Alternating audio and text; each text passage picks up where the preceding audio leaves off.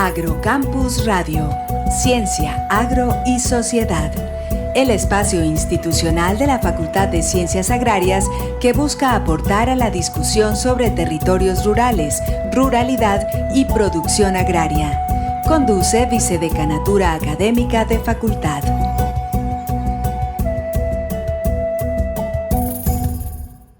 Muy buenas noches, bienvenidos a nuestro programa radial Agrocampus Radio, programa de la Facultad de Ciencias Agrarias, Universidad Nacional de Colombia, sede Medellín. Les habla Óscar Córdoba, vicedecano académico, y esta noche nos acompaña el profesor José Julián Echeverry Zuluaga, profesor del Departamento de Producción Animal de la Facultad de Ciencias Agrarias. Profesor José Julián, muy buenas noches y bienvenido a este espacio radial. Muy buenas noches, profesor Óscar, y muchas gracias por la invitación, y buenas noches también a toda la audiencia de la emisora.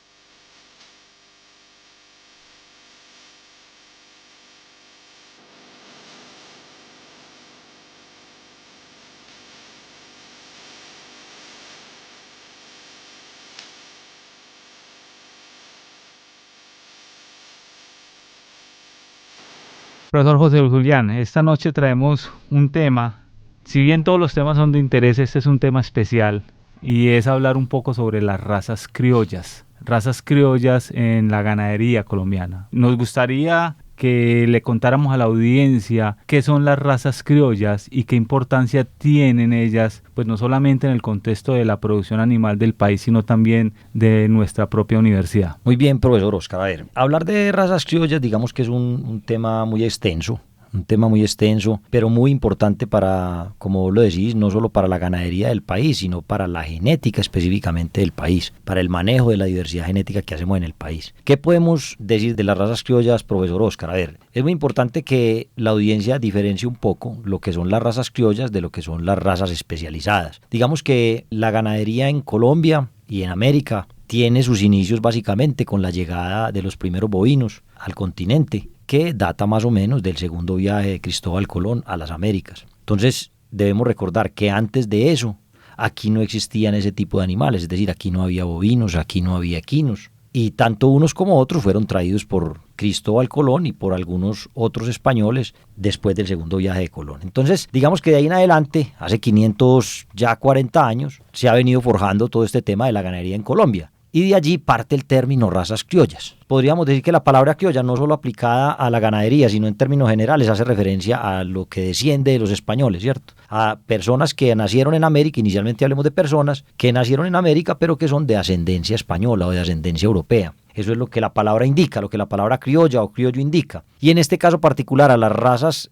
a lo que hemos denominado razas criollas colombianas, pues aplica lo mismo, ¿cierto? Lo que llamamos razas criollas colombianas y le adicionamos a veces colombianas, pues son razas que han prosperado en América, particularmente en Colombia, a partir de otras razas ascendientes, básicamente traídas de Europa, como te decía, a partir de ese segundo viaje de Colón. Entonces, digamos que a partir de esa época existen en Colombia algunas razas, algunas se han conservado muy puras, otras han tenido algunos cruces, pero digamos que son algunas razas o algunos grupos genéticos descendientes de esas razas iniciales o de esas razas nativas españolas o ibéricas.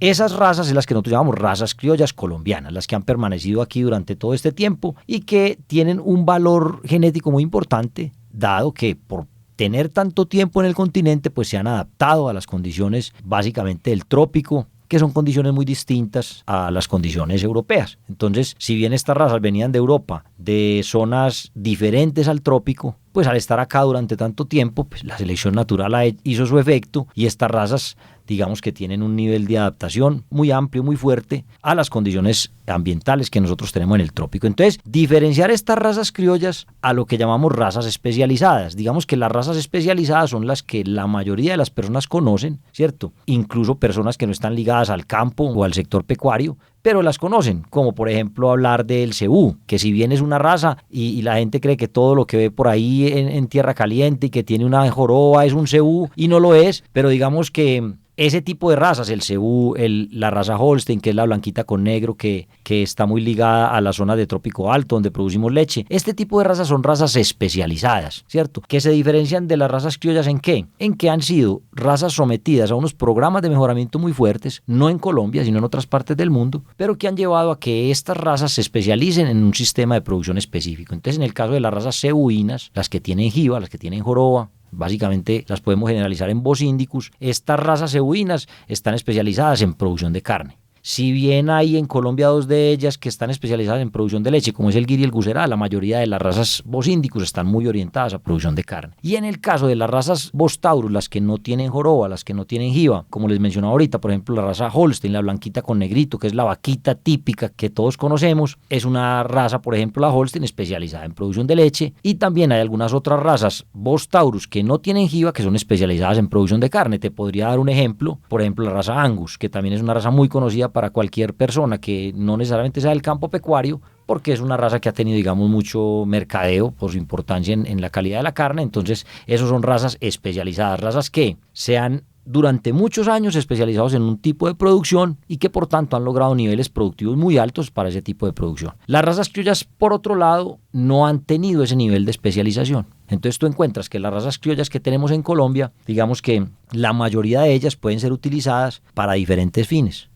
Entonces, en el caso particular de la raza blanco orejinegro, se puede utilizar para carne, para leche, para doble propósito. Y te puedo hablar de las otras razas criollas colombianas como para que tengamos al menos un contexto. Y podemos decir que en Colombia existen unas 6, 7 razas criollas. Las más importantes, podemos hablar del sanmartinero, del costeño con cuernos, del romo sinuano, del artón del valle. Digamos que son algunas de las razas criollas que aún se conservan en el país y que constituyen ese material genético importante o ese material genético para conservación que es tan importante para nosotros como genetistas y para el país como una fuente genética que tiene unas características muy diferentes y que solo las encontramos allí en estas razas criollas. Profe, entonces las razas criollas nos cuenta que son razas de bajo nivel de especialización o fueron razas de bajo nivel de especialización hasta algún momento, cuando se despierta el interés de aprovechar este recurso, que también nos cuenta que es de alta diversidad genética.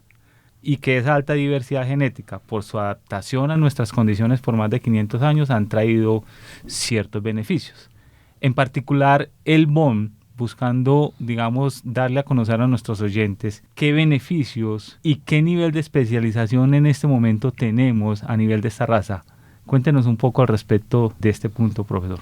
Muy bien, profesor. Mira, para hablar un poquito del nivel de especialización, devolvámonos un poquito y hablemos un poquito del origen, particularmente del BON, ¿cierto? Ya les hablé que el BON, como las otras razas criollas, todas provienen de genética europea, particularmente las teorías más aceptadas es que es de genética española, pues obviamente por la alta afinidad que tenemos nosotros en Colombia con los españoles. Entonces, la raza blanco orejinegro en particular tiene, digamos, 3 teorías muy marcadas de origen, 2 de ellas las más válidas. La más importante de todas es que viene de una raza española que se llama la berrenda andaluz. Listo, una raza en Andalucía muy similar fenotípicamente y en la apariencia física a la raza blanco orejinegro. La raza blanco orejinegro, para los que no lo conocen, es un animal de talla mediana, de manto blanco, es decir, de pelo blanco, pero con la piel negra.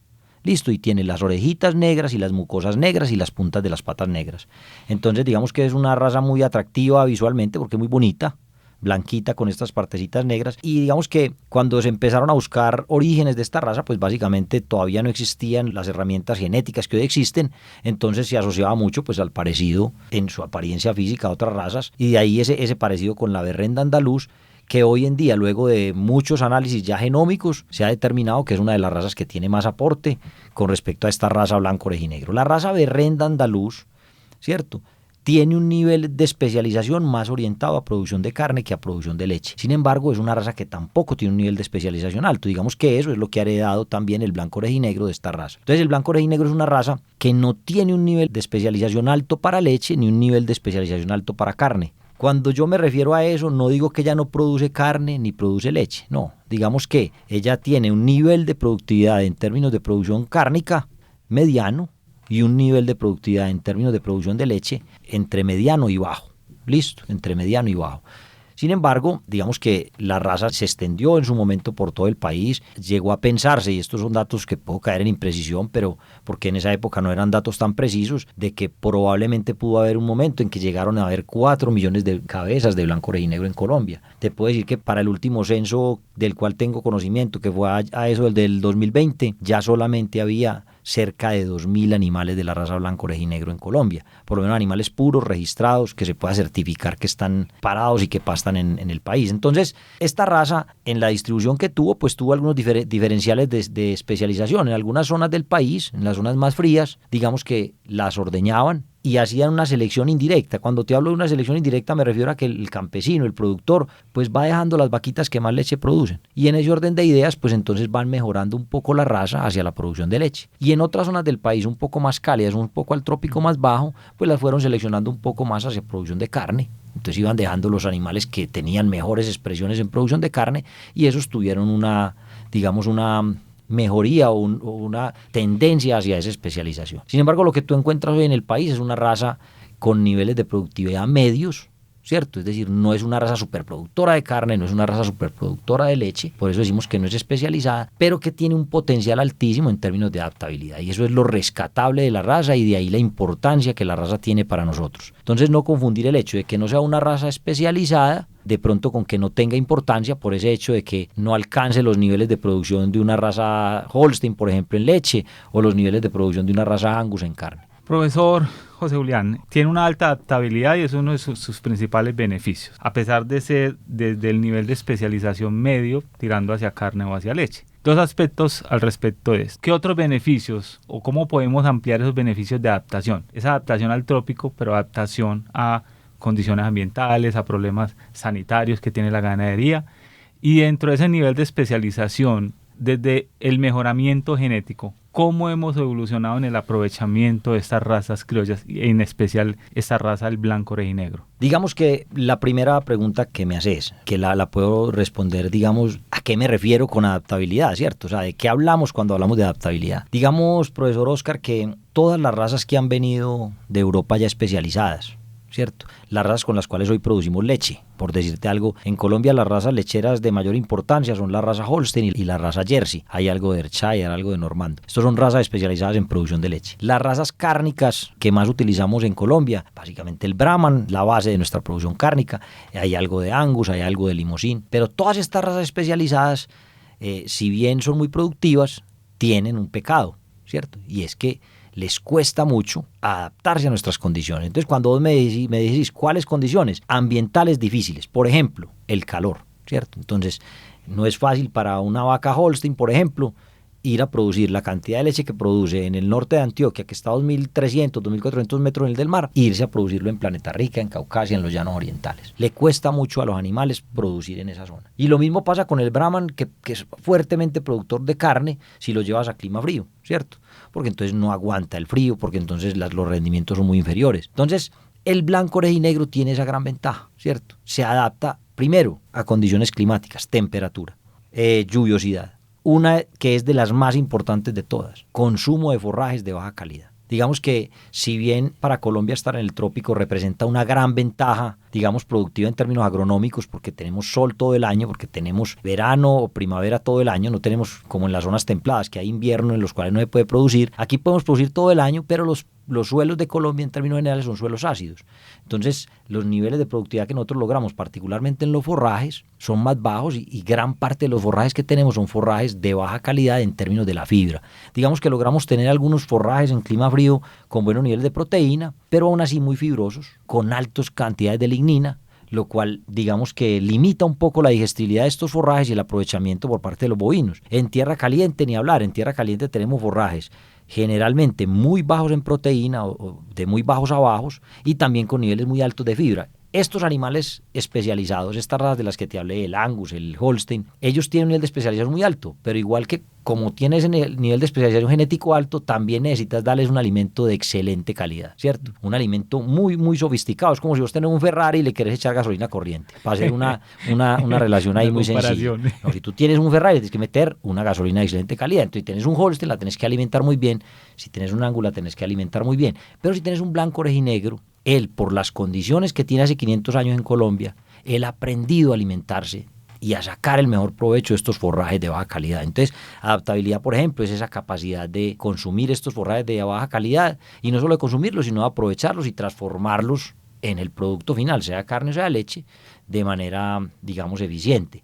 Otro tema de adaptabilidad importante, lo mencionaste vos allí, es el tema de la resistencia a las enfermedades. Digamos que el trópico también trae consigo algunas enfermedades propias del trópico, muchas de ellas las que transmite la mosca, las que transmite la garrapata. Entonces, por ejemplo, el ganado Holstein y el ganado Angus, todos estos animales especializados son muy susceptibles a mosca, a garrapata, al nuche, por ejemplo, el nuche que es muy común en el trópico. Y digamos que si bien las personas creen que para un bovino, cuando lo ven que está afectado por mosca, el problema es solamente estético o es solamente que qué pesar de la vaquita que está tan llena de moscas, no, resulta que ese no es el único problema, resulta que estas moscas transmiten enfermedades, resulta que estas moscas afectan el bienestar del animal y esa afectación en el bienestar del animal se transmite a niveles productivos más bajos. Entonces, el blanco orejinegro representa una adaptabilidad muy fuerte ante estas condiciones. Aguanta garrapata. No es que no le den, sino que le dan en mucha menor proporción. Entonces, digamos que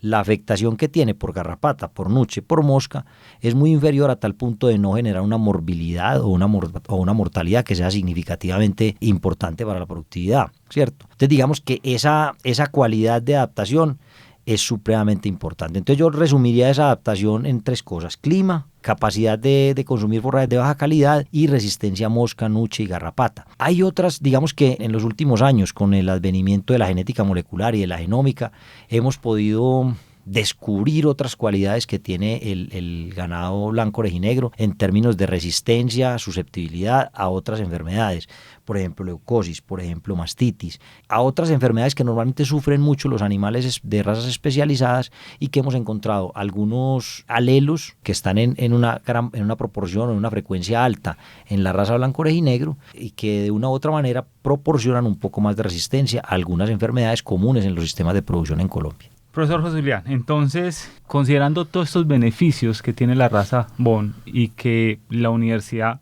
no solamente como centro o como institución de educación y extensión, sino también de investigación, la raza Boone, ¿qué representa para nosotros? ¿Cuál es la importancia y el por qué incorporarla como parte de nuestro quehacer desde la investigación, extensión y la misma docencia? Bueno, profesor, digamos que la raza blanco orejinegro hace parte de nuestra universidad desde hace unos 60 años aproximadamente, desde que los primeros profesores de genética de la universidad, de la Facultad de Ciencias Agrarias y de Zootecnia, empezaron a trabajar con razas, pensaron en incorporar la raza Boone a los sistemas productivos de la universidad, ¿cierto? Y se hicieron a un hato Boone, a un pequeño hato Boone, y de ahí hemos mantenido y conservado ese hato Boone, que no es muy grande, porque como te decía ahorita, el inventario de ganado Boone en Colombia es muy pequeño, y el de la universidad pues también lo es, por limitaciones de espacio. Sin embargo, tenemos un hato cercano a los 100 animales, digamos en todos los estados fisiológicos, desde terneritos hasta hembras en producción hasta machos, y digamos que más o menos ese es el tamaño del hato que hemos mantenido en la universidad.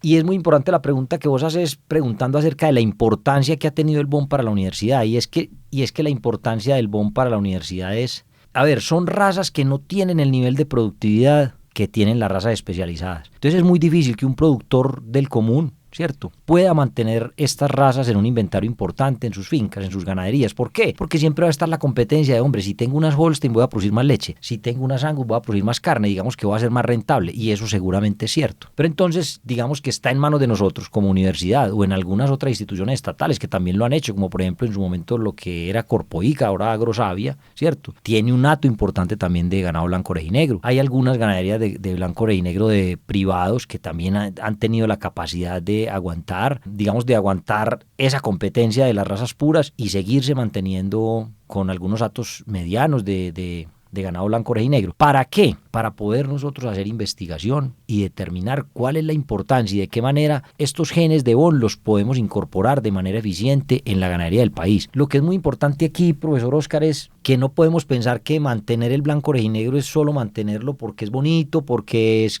criollo, porque tiene 500 años, porque no, realmente tenemos que buscar la manera de incorporar esa genética dentro del sistema productivo de Colombia, ¿cierto? Y de qué manera el blanco rejinegro puede generar productividad. Y digamos que la universidad ha estado a la vanguardia de esa investigación.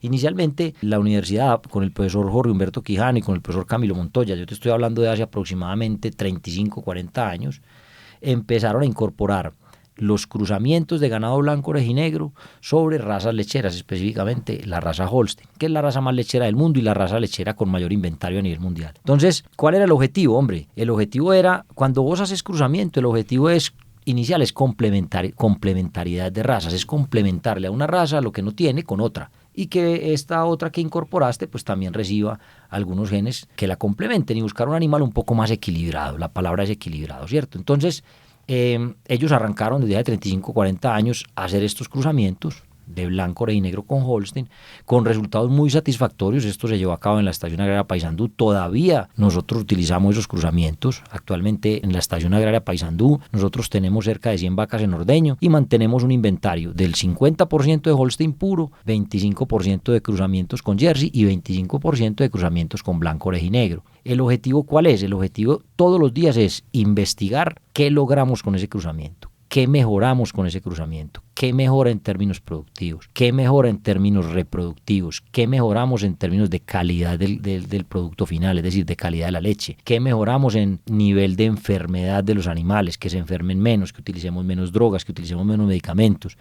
Tenemos en cuenta que un animal puro, especializado, produce mucha leche, pero en ese mismo orden de ideas también requiere mucha atención sanitaria. Generalmente son animales que se enferman mucho, generalmente son animales a los que tenemos que estar permanentemente manejando con medicamentos. Entonces la raza blanco rejinegro, por su nivel de adaptación, pues digamos que disminuye fuertemente eso. Entonces llevamos en la universidad 35 años trabajando con el blanco rejinegro sobre ganado de leche y aproximadamente unos 5 años, que ese programa ya lo iniciamos nosotros, particularmente hace 5 años, de utilización del blanco rejinegro sobre razas de carne, particularmente sobre Angus. Nosotros lo llamamos Bongus, al cruce de Bon por Angus, y digamos que ya tenemos resultados preliminares de cómo funcionan productivamente estos animales Bon por Angus en diferentes proporciones e incluso en cruzamientos con otras terceras razas. Entonces digamos que el valor de esta raza para la universidad es muy alto, básicamente porque nos da un insumo para la investigación, pero siempre pensando en que esos resultados de investigación puedan ser aplicados en el campo colombiano. O sea, no es para tener animalitos bonitos, no es para tener para decir que es que la universidad tiene unos cruces muy bonitos allá, no, es para que la gente, nosotros sirvamos como piloto y la gente sirva como replicador de todos estos resultados que nosotros obtenemos en campo. Pasó el tiempo.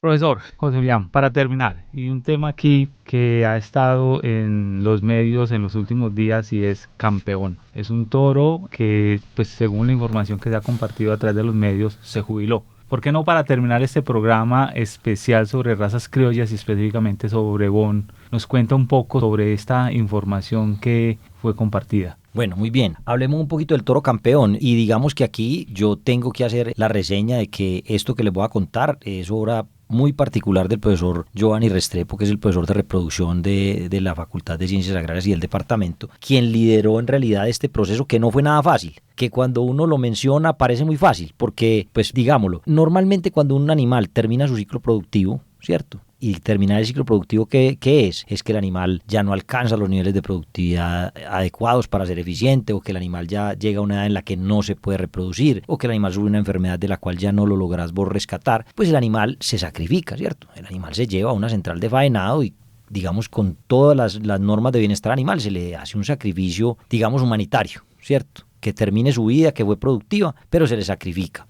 Esa es la zootecnia normalmente. Con el toro campeón quisimos hacer algo distinto, y digamos que no es algo que se pueda hacer con todos los animales. Tú no puedes todos los animales que terminan su ciclo productivo simplemente jubilarlos y dejarlos en el hato, pues porque ocupan un espacio y te harías tan improductivo que sería imposible continuar en el mercado. Pero digamos que la idea del profesor Giovanni, a mí me pareció muy bonita, la iniciativa fue sentar un precedente de producción animal, y hoy en día que estamos tratando de hacer una producción animal con un poco de ética, con un poco de bienestar, con muchísimo amor por los animales, sabiendo que necesitamos de la productividad, que necesitamos de la proteína animal, pero que tenemos que tener una visión un poquito más humanista. Entonces él pensó en esta posibilidad de que este toro no fuera sacrificado, sino que fuera mantenido en unas condiciones hasta que su muerte fuera de manera natural. Digamos que no fue fácil, porque para hacer eso había que donarlo a una institución en la que cumpliera con esos requisitos de bienestar animal para mantener el toro hasta el momento en que su muerte llegue de forma natural, y la universidad, por ser una entidad pública, pues no puede hacer donaciones. Entonces casi que jurídicamente no se encuentra la figura para poder lograr que el toro campeón estuviera en el lugar que hoy está. El toro campeón fue un toro muy importante para nosotros porque es un toro con 16 años, es decir, nacido en el 2008,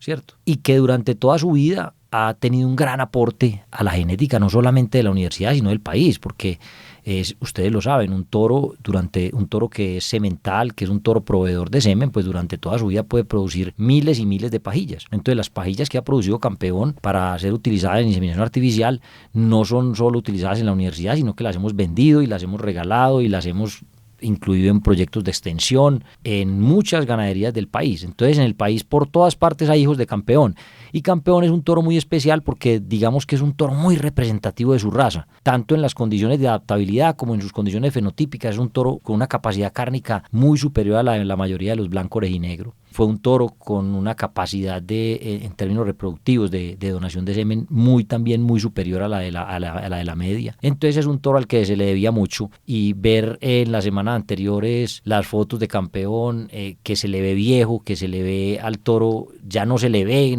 como nosotros lo conocimos, pero saber que ese toro en su vejez la va a pasar su jubilación hasta que le llegue la muerte natural en un santuario, me parece que es un trabajo muy bonito hecho por el profesor Giovanni y por la universidad de haber logrado este hito que nunca se había, pues que no se tiene por lo menos reseña de una situación como esta. Como usted lo dice, profesor Julián, es un hito que marca un punto de partida para esos animales que de una u otra forma han aportado a los diferentes renglones de la producción animal. En el caso de Colombia, como usted dice, pues ha sido padre de muchos hijos, de muchos bon que han permitido desarrollar y avanzar, no solamente en la ganadería bon, sino en las ganaderías criollas. Profesor José Julián, con esto terminamos nuestro programa. Quiero desde la facultad agradecerle su participación, su estancia aquí con nosotros, habernos contado y aclarado al público un poco sobre qué son razas criollas, cuáles son sus importancias y la importancia para la Universidad Nacional. Así que nuevamente muchísimas gracias, profesor José Julián,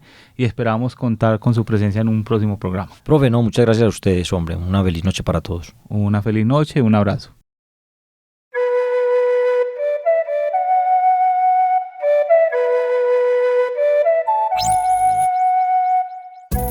Agrocampus Radio, Ciencia, Agro y Sociedad. El espacio institucional de la Facultad de Ciencias Agrarias que busca aportar a la discusión sobre territorios rurales, ruralidad y producción agraria. Conduce Vicedecanatura Académica de Facultad.